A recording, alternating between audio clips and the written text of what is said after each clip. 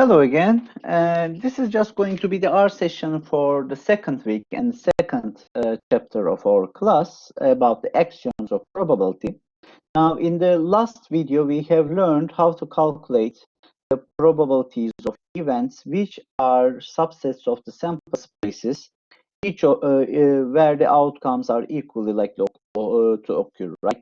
So, and we have practiced to calculate some probabilities in many questions, and we have used the concepts that we have covered in the combinatorial analysis chapter to calculate such probabilities, where we count the number of elements in the sample space and the number of outcomes in the event of interest. Okay.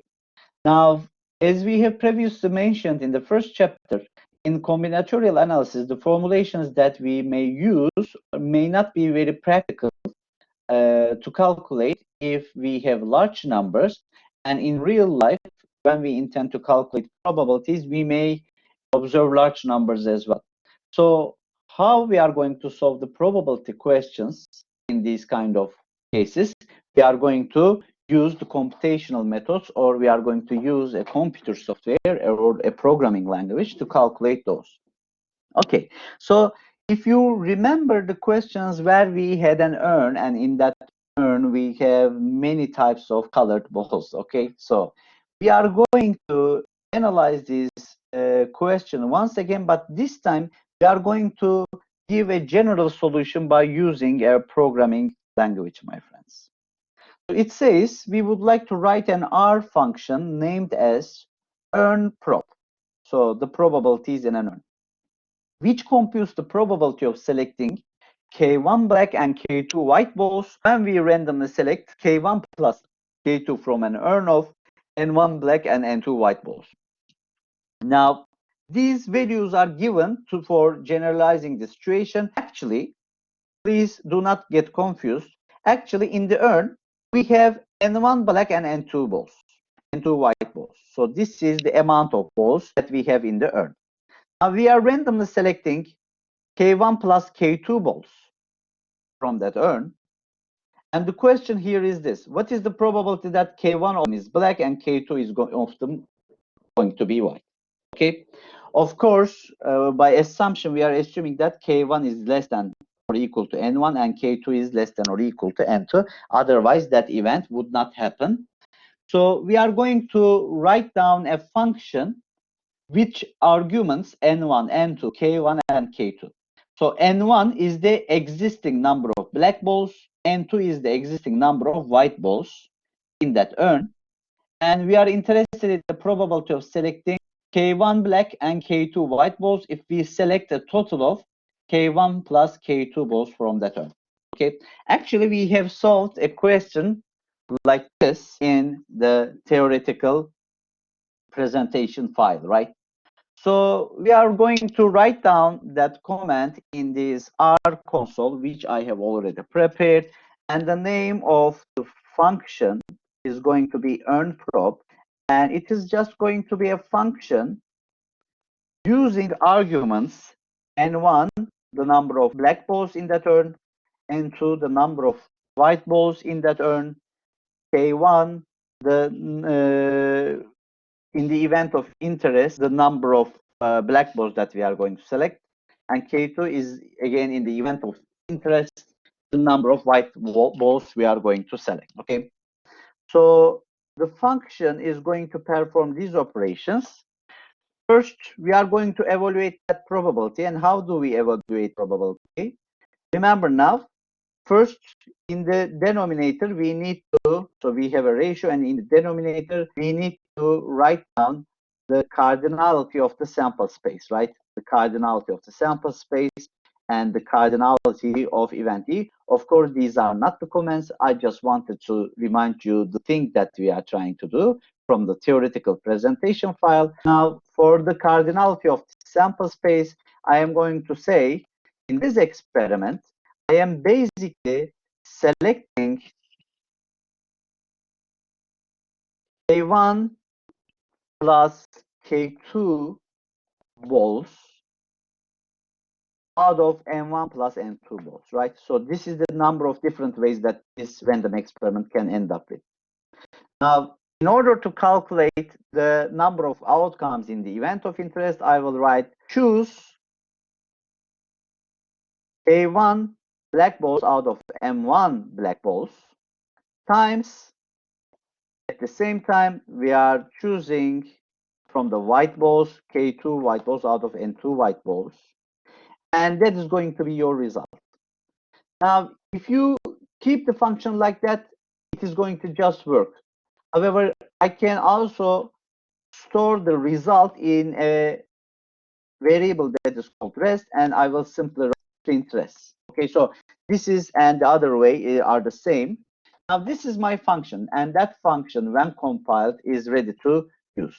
Now, if we go back to the questions, in part B, it says, there are 6 black and 4 white balls in an urn, and we randomly select 3 balls from the urn. What is the probability of getting all 3 black? So, in that question, basically, we are first writing there are 6 black and 4 white balls, and we are selecting 3 balls. What is the probability that all 3 are black? So this means 3 black balls and 0 white balls are going to be selected. So in how many, what is the probability of this event? And the probability of this event is basically 0. Actually, it is 1 over 6, I guess. Okay, so if you write 1 over 6, 1 over 6 is also going to be the same value as that. Now, let's focus on the other questions, which I'm not going to practice, but you see, if we say, what is the probability of getting 2 black balls and 1 white ball? The probability of getting 2 black balls and white ball is going to be calculated by changing the values 30 arguments to 2, 1. And the probability of getting 1 black and 2 white balls will be obtained by changing the last 2 arguments to 1, 2. And what is the probability of getting all 3 white? Is obtained by changing the arguments, last 2 arguments, to 0 and 3. Now, let's do this. Let's do this in a fast manner here. So 2, 1, and 0 here, and 3, 1, 2, and 3. Now, check that out. We can calculate all these 4 probabilities in a single shot. And if you are careful, if you sum up these 4 probabilities, they are going to be equal to 1, right? The sum of these 4 probabilities is going to be equal to 1, because what? These 4 events being asked in part B, C, D, and E are disjoint events, and their union is covering the whole subset. So in B, C, D, and E, we are basically talking about all different type of possible color distributions, and the sum of the probabilities here must be equal to 1. So it says it should be 1 as the union of these 4 disjoint events contain all possible outcomes in the sample space, and these are disjoint. So disjoint and their union covers everything. Now, in the last part, the question asks us a different concept. It says there are 12,000 registered female and 8,000 registered male students in a college. A committee of 50 students will be randomly selected. What is the probability of having equal number of students from each gender? So actually, in this college, we have 20,000 students, and we are randomly selecting 50 students.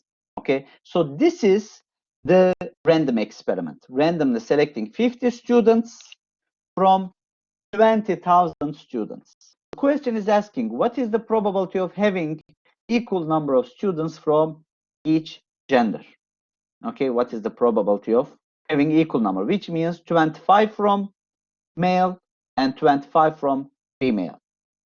Now, we have already developed our unprop function, and we are going to use that function to solve that question as well, because this is, again, what we are assuming that we have 12,000 black balls, 8,000 white balls, and what is the probability of selecting 25 and 25 and you choose a random 50 of them, right? So we can answer this question like this. And that would be approximately 0.0404 in that solution. Now, my friends, remember how many different outcomes we would have in this random experiment. So if we are selecting 50 random students from a total of 20,000 students, how many different ways we can do this? This is going to be the number of outcomes in our sample space. And if you intend to calculate that value, my friends, it is just going to be a very, very large number. So do not try this at home with your simple calculators or scientific calculators. In any way, it is not very easy to calculate such a very large number.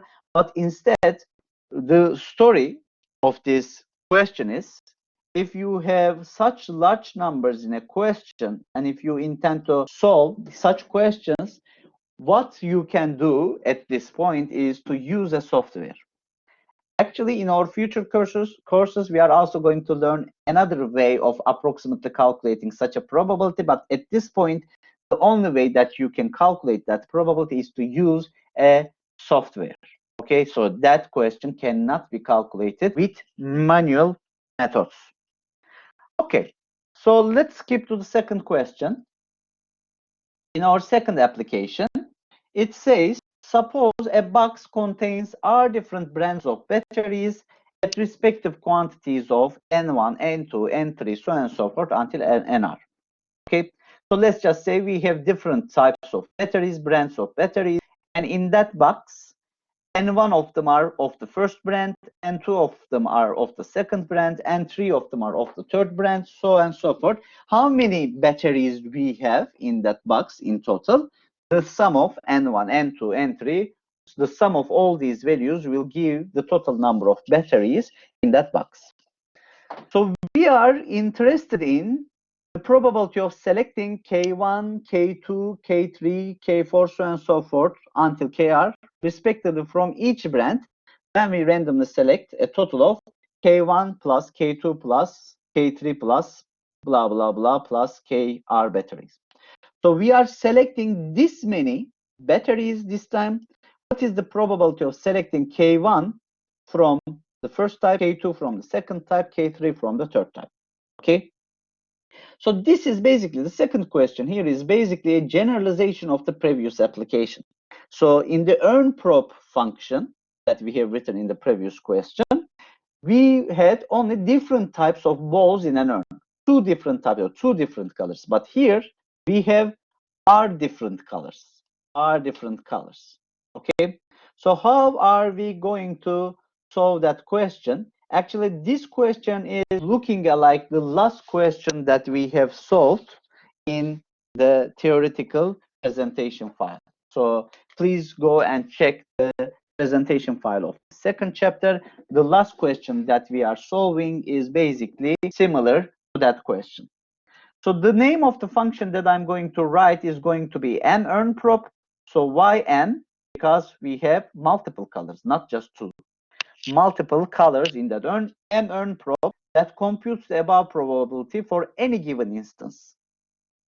And the function is going to have two arguments. The first argument is just going to be a vector which counts the number of different batteries in that box, okay? The quantity of the batteries of each type in that box. And the second vector is the number of batteries that we are supposed to select in the event of interest from each type. Okay, so we have two vectors as arguments. Now, actually, in the previous question, we had a similar situation. So we have the first vector here, the number of the balls from each color in the urn, and the number of balls we are supposed to select in the event of interest. So we have a similar situation, but this time we have a general function and we are just going to provide the arguments in the form of a vector. Now, my function is going to be what? My function is going to be nearnprop. The function we say with arguments of NVec and KVec. So NVec is a vector and KVec is a vector, and they should be of the same length, of course. Now, how do I calculate the probability here? Now remember, in the denominator, I need to write what? I need to write choose. So how many batteries do I have in that box, which is sum of NVec, right? And how many am I choosing? Sum of KVec. So basically, I'm summing up the vectors. I calculate the total number of batteries, and I calculate the total number of batteries that I have selected. Okay. Now this is the number of outcomes that this random experiment may end up with. Now I am going to write this. So if I write choose NVec and KVec here, remember now NVec and KVec are vectors. Okay. So from the first element of NVec, I am going to select the first element of KVec. From the second element of NVec, I'm going to choose the second element of KVec. Basically, this choose function, when it is operated like this, it is going to calculate the number of combinations that we are supposed to calculate in the numerator, of this probability. But we are supposed to multiply them in the end. If you just keep it like that, then you are going to get multiple values, each of which is going to be divided by the denominator. But remember, when we are counting the number of elements in the event of interest, we are going to multiply those. Okay, and that would be our result.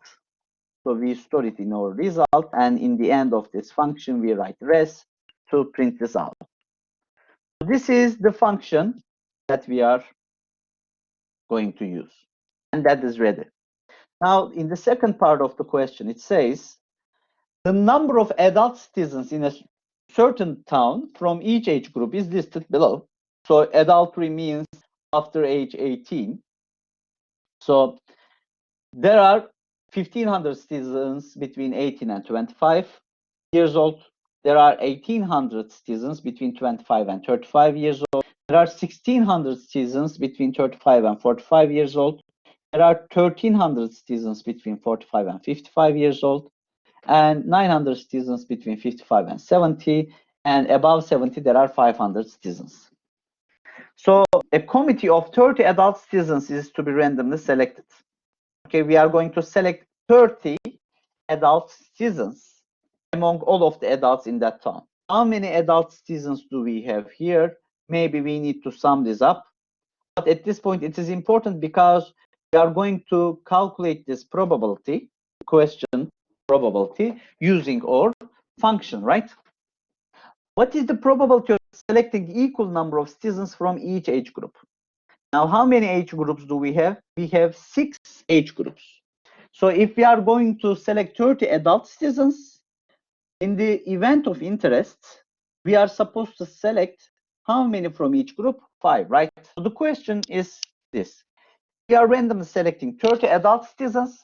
Maybe all of these 30 adult citizens are going to be of a single group. Okay, so this is a random process. Anything may happen. But we are interested in the probability of selecting equal numbers from each group. So what we are going to do is, we are just going to use this mearnprop function, mearnprop, okay? And I will write here nvec and kvec, but before that, I'm just going to define nvec and kvec. What is nvec? Nvec is a vector which contains the number of people living in that town from each age group. So 1,500, 1,800, 1,600, 1,300, 900, and 500. So these are the number of people living from each age group. And in the KVEC, what do we have? We are going to select 5 from each group, a total of 40 persons, right? 5 from each group. So you can simply write this, or instead of writing that one, you can write repeat 5, 6 times. Now, after introducing these two vectors, then I can use these two vectors as an argument in my function, and the result will be equal to 3.44 times 10 to the power minus 5. So you see, this probability is a very small probability. Now, again, if you try to calculate this probability by hand using the number of combination formulations manually, again, you are going to experience some difficult times. Therefore, we definitely need a programming language to do that. Now, in the last part of our session, we are going to solve this third question. The question is the question that is so-called the birthday problem. Okay, the birthday problem.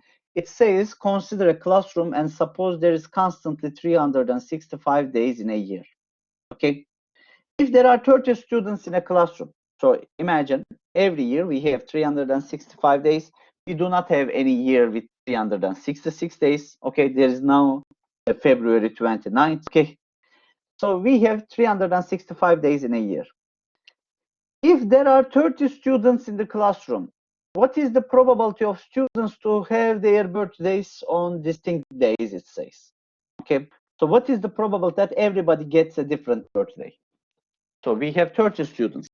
What do you think? Is this probability is going to be small or large? Actually, this famous question mentioned the famous book Improbable, and it is also called the birthday problem. Okay, so you can check the Wikipedia page of this problem to learn more about it. Now, how can we calculate that probability? What is the probability that everybody gets a different birthday? Now, this question is also very similar to the hotel checking in question mentioned in the theoretical presentation file. Okay, so imagine in a city there are 365 different hotels, and on that day 30 guests are arriving to that city. What is the probability that everybody checks into a different hotel? Okay, that question is very similar to that one. Now, the probability here can be calculated in that form. First of all, in this random experiment, because each student can have one of these 365 days as the birthday, as a generalized principle of counting, we have 365 to the power 30 different outcomes in the experiment, in this random experiment. Now, in how many outcomes everybody gets a different birthday? So assuming that the first student can get any of the 365 days, after assigning the birthday of the student, the second student can get any of the remaining 364. And for 30 students, it is going to continue like 336, up to 336 like this. Okay, so starting from 365 until 336, there will be 30 integers multiplied. And how can we calculate that value in R? In R, we can calculate that value as the product of integers from 365 to 336. Okay, or you can simply write here 365 minus 30 plus 1. Okay, because I am just going to continue this operation for 30 integers, right? 336 at this point. Let me write back 336. And in the denominator, you are going to write down 365 to the power 30. Now, I mean, in R, when you are performing a sequence of mathematical operations, the first mathematical operation that is calculated is the power operation. So actually, even though you do not write this in parentheses, the first thing that is going to be computed will be the power operation. Then the order of calculation would be what? Between multiplication and division, we follow the writing order, and then after completing the multiplication and division operations, we perform summation and subtraction. Okay, so that is the probability, and that probability is approximately 0.29. So this means with 0.29 probability, everybody gets a different birthday. Now, right now in our probability class, there are 40 students. 40 students, and if we intend to calculate the probability that everybody has a different birthday, then we are going to do it as 326, and that is going to be 40. And you see, only with 0.11, approximately 0.11 probability, everybody has a different birthday in your classroom right now. So most probably some of you, some of the listeners of this video will have the same birthday. Okay. Now, if we go back, and it says, at least how many students should be in the classroom so the probability of students to have their birthdays on distinct days becomes less than 0.05. So here's the thing. What I would like to have is this probability to be less than 0.05. So you see, when we have 30 students in the class, the probability that everybody gets a different birthday is 0.29. When we have 40 students in the class, that reduces to 0.11. What I want is, in this question, what is the probability that it reduces when it is going to reduce between 0.05? So how many students should we have in the classroom so that the probability of everybody getting a different birthday gets below 0.05? The question is being asked. And in order to do that, I can use a trial error methodology. But I'm just going to write this as a function. Okay, so that probability that I have written above can be written for X students in the class. Okay, assume that there are X students in the class, and the probability here is going to be equal to the product of the integers from 365 to 365 minus X plus 1.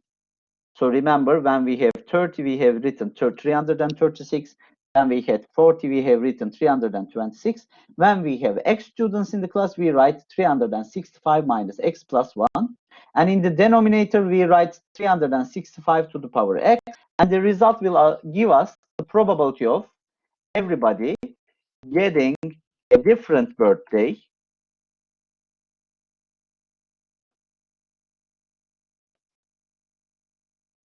when we have 30 and 40 students. So we can continue to trial and error process. Okay, so let's do 345. When we have 45 students, what happens? So we are coming close to 0.059 here. And maybe when we have 347, we are going to get below. Maybe we can get below when it is,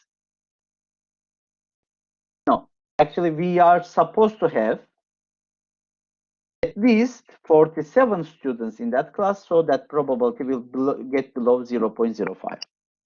So what you can do to determine this, you can also use a while loop as well. Okay, so you can use a while loop as well. So let me show the while loop here. So I'm just going to start 30 students in the class, and I will calculate the probability of everybody getting a different birthday in that p-value. Okay, and then I'm just going to create a while loop. I will say, while that probability is greater than or equal to 0.05, increase the number of students in that classroom by 1, starting from 30, and recalculate the p probability. So when the p probability gets below 0.05, the while loop is going to stop. So while loop has worked. Now, if I print the I and p values, you will see when I have 47 students, I am going to have this probability reduced of 0.05. Okay, my friends. So that was the end of our R session for this week, and see you in the next